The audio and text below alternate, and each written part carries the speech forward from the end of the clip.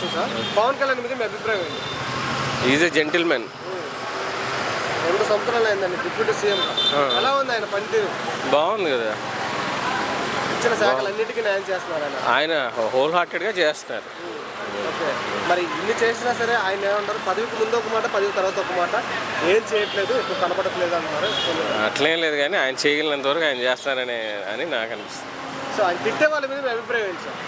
ఉండే ప్రతి ఒక్కళ్ళని తిడతారు, రాజకీయ నాయకులు అన్నాక ఈ ఆపోజిట్ వాళ్ళు తిడతారు అంతే. అపోజిషన్ జగన్ రానివ్వరు, సీఎం అవనివ్వను, ప్రతిపక్ష హోదా కూడా ఉండని కూడా చేస్తా అంటున్నారు పవన్ కళ్యాణ్ గారు.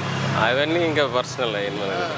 ఓకే ఓకే, అభిమానుల కోసం ఒకవేళ ఆయన సింగిల్గా పోటీ చేస్తే సీఎం అవకాశం? సింగిల్గా అయితే అవ్వలేదు.